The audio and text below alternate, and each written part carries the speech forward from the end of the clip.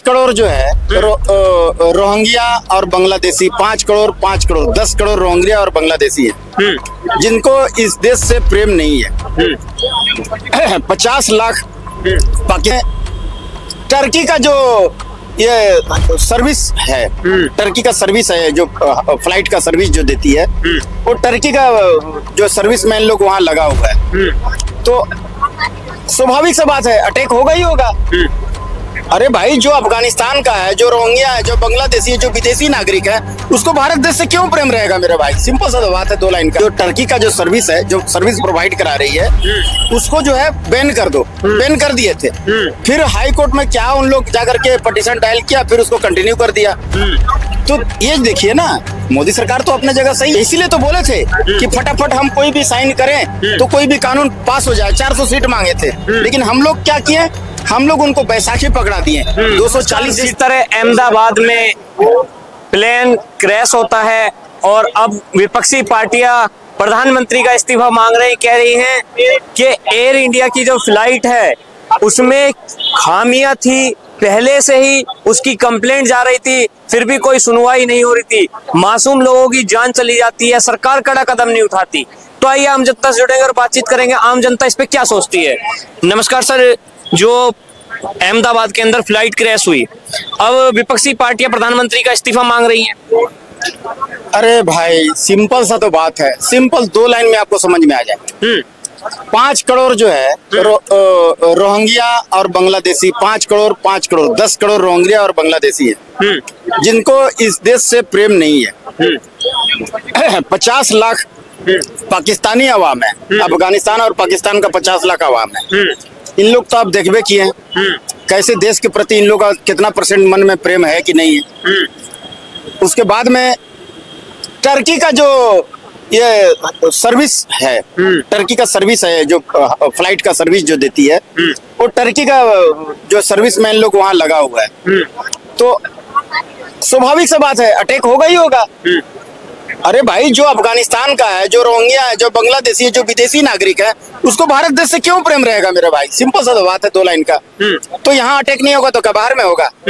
भैया, मोदी सरकार बोले थे कि जो टर्की का जो सर्विस है, जो सर्विस प्रोवाइड करा रही है, उसको जो है बैन कर दो। बैन कर दिए थे, फिर हाई कोर्ट में क्या उन लोग जाकर के पिटीशन डायल किया, फिर उसको कंटिन्यू कर दिया। तो ये देखिए ना, मोदी सरकार तो अपने जगह सही है। आप मोदी सरकार को आप नहीं तवज्जो दोगे, आप जो है उनका बात नहीं मानोगे, तो भुगतना तो हम ही लोग को पड़ेगा ना भाई। सरकार तो अपना जगह सही काम कर रही है, मोदी सरकार में कोई दोष नहीं। कुछ लोग सेकुलर का ढिंडोरा पीटते हैं और फ्लाइट क्रैश होने के बाद 241 मासूम लोगों की जान चली जाती है, फ्लाइट के अंदर सवार थे। लोग इमोजी भेज रहे हैं, हंसने वाली लोग हंस रहे हैं। देखिए, जो हंस रहे हैं वो असल में देश का गद्दार हैं। इसको धर्म से मत जोड़िएगा, वो देश का गद्दार हैं। और ऐसे गद्दारों के लिए जो सरकारी संपत्ति जलाता है, जो निर्दोष पब्लिक को मारता है, जो आतंकवादी का काम करता है, चाहे कोई भी धर्म का हो, उस पर जो है सड़ा गला कानून उसको कुछ नहीं बिगाड़ सक रहा है। कानून का खौफ ही नहीं है। कानून को खौफ चाहिए भाई साहब।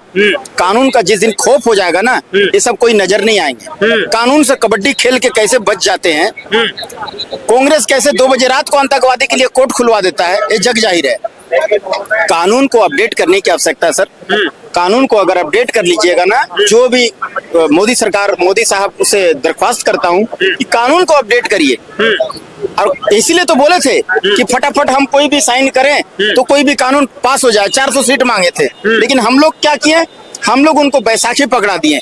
240 सीट दे करके, और बैसाखी पकड़ा के एक नहीं 2 बैसाखी पकड़े हुए मोदी सरकार, और उनको बोल रहे 100 का स्पीड से दौड़ो। तो ये हम लोग का गलती है, तो हम ही लोग को खामियाजा भुगतना पड़ेगा। मोदी साहब बोले थे 400 सीट तो कोई भी बिल पास करने में मेरे को दिक्कत नहीं होगी, हम लोग नहीं दिए।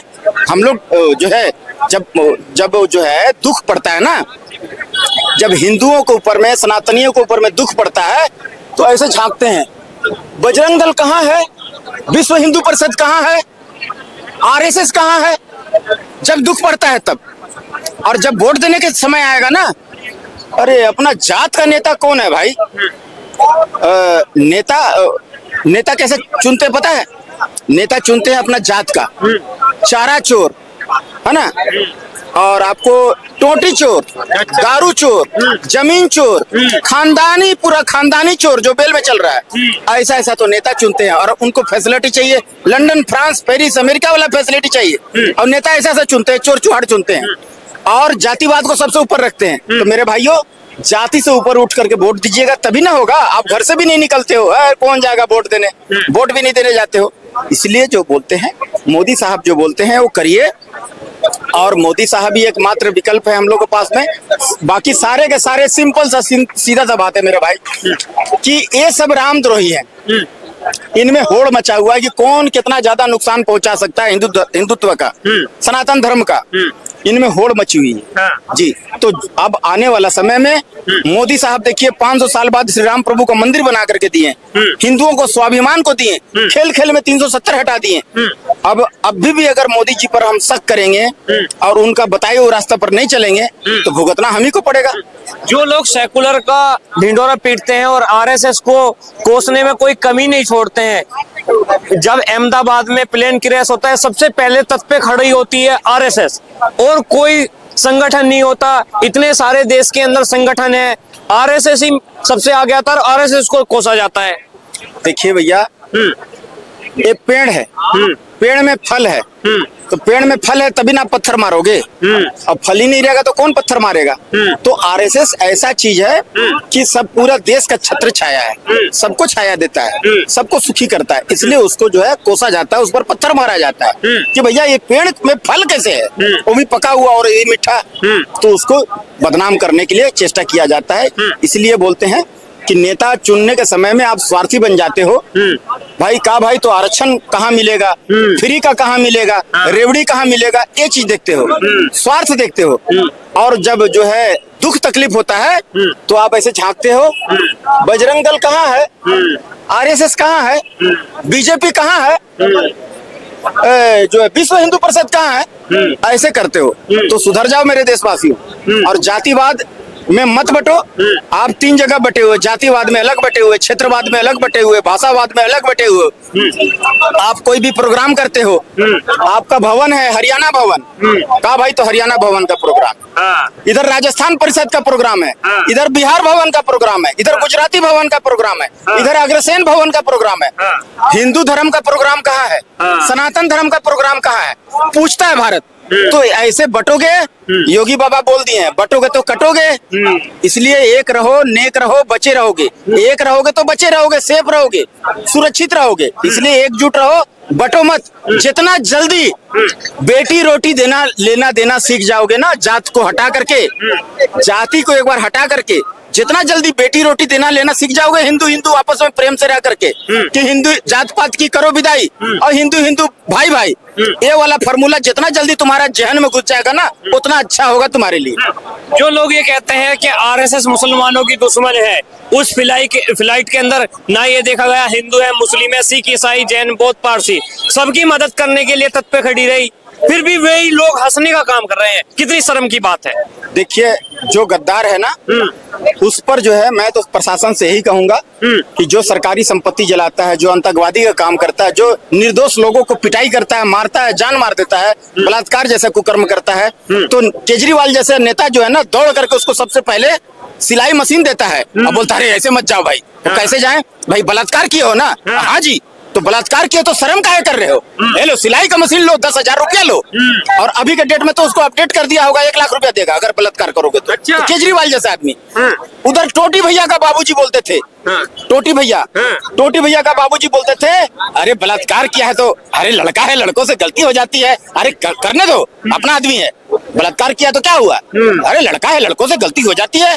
तो ये टोटी भैया का बाबूजी बोलते थे। जय उनका टोटी भैया भी बोलते हैं ना कि गौशाला में जो है ना, गौमूत्र से बदबू आती है, गौशाला में बदबू आता है। लो तो टोटी भैया बोल रहे हैं, अरे भैया गौशाला में तेरे को बदबू आ रहा है और कृष्ण भगवान का वंशज कहते हो, आज तक मंदिर नहीं बनवा पाए, श्री कृष्ण भगवान का मंदिर के पक्ष में 2 लाइन नहीं बोल पाए, धिक्कार है। तो ये सबको पहचान लो मेरे देशवासियों।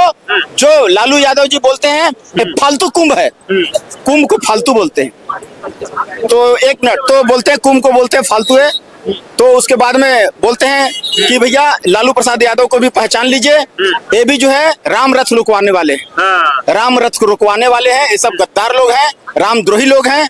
इनका जो है ना कोई मंत्री था, तो वो क्या यादव था उनका नाम है, उनका श्री रामचरितमानस को साइनाइड बोला था, है ना, तो यादव बोल करके कोई था ना, वो साइनाइड बोला था। तो ये जो है ये सब रामद्रोही लोग हैं, इनको पहचान लो और ऐसे ऐसे नेताओं को बाहर का रास्ता दिखाइए।